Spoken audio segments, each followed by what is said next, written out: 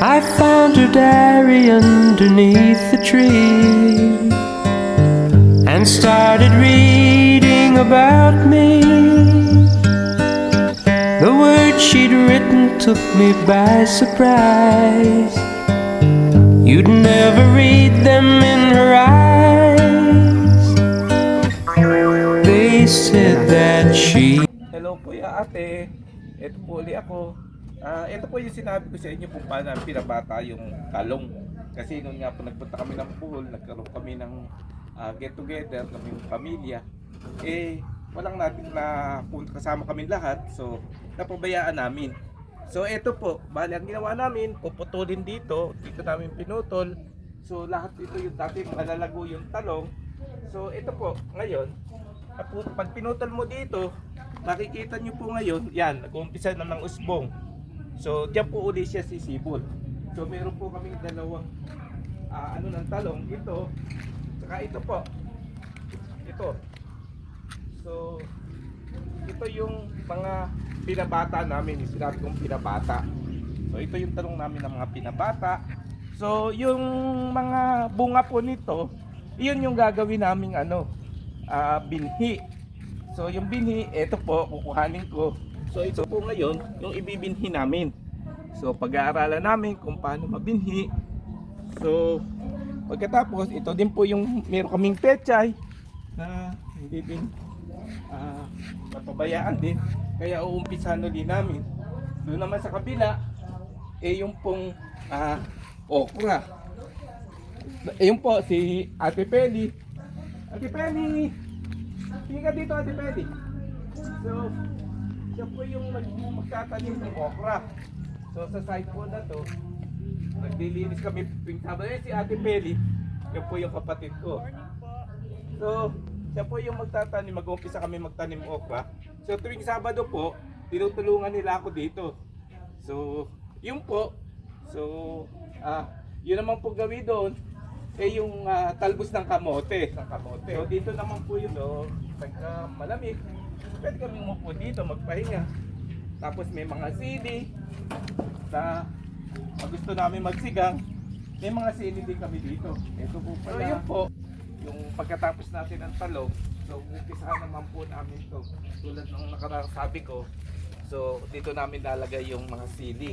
So malapit na yung baha. So pag baha, medyo mahal yung presyo ng sili. So ito po, inumpisahan na ng kapatid ko, pero kailangan padaihin namin. So ito po, na binubungkal ko, umpisa ko bungkal kanina, kaya lang medyo napagod. Kaya sabi ko nakaraan, meron kaming upuan, pag nagpahinga, nakakapagpahinga kami doon. So meron din po kami ito po, mulberry. Inumpisa din namin ng tanim mulberry. So ito yung mulberry na susubukan din namin. Dahil nga lahat, kumbaga sayang kasi yung mga space. Kasi ito nga po yung dating hindi napapakinabangan na dating sampagitahan namin. So nagkaroon na ng high tide, wala na halos napakinabangan sa lugar na to. Kung titingnan nyo nga po, ayan yung mga paligid. Yan po yung mga paligid. Talagang puro tigi, wala nang napakinabangan.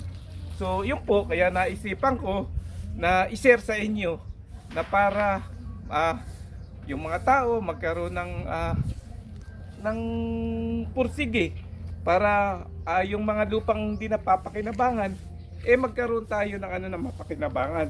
So meron din po tayong ito, yung tinatawag na duhat. Ito naman po yung suha. So suha na tinanim, binigay din ito din remembrance ng asawa ko nung bago siya mamatay, tinanim namin dito. So nagpatamba kami dito para maayos namin kasi yun, sabi nga namin nung pagka nag-retire kami, magkakaroon na kami ng simpleng buhay. So ito po, yun nga nangyari. Ito naman po yung mga sili. Yan din, tingnan nyo po, hindi na namin nakuha dahil nga naging busy din kami sa iba't ibang lugar, tsaka sa dami ng trabaho. Dahil kung makikita ninyo talagang kung ano yung TQ doon din po yung TQ, punong-puno. Kaya nagumpisa kami. Kaya eto, sabi ko nga, mahirap Pero talagang ganun, pag may hirap, kailangan tiisin natin. Kung masaya tayo sa ginagawa natin, wala tayong hirap na madadama. Katulad nga po nito, dati bagsak na to eh. Pero kung alam po ninyo, yung matandang bahay namin, yung inaano ng Goldilocks, yung mga lumang pinaggabitan, yun po yung mga inuunti-unti namin ditong ikabit.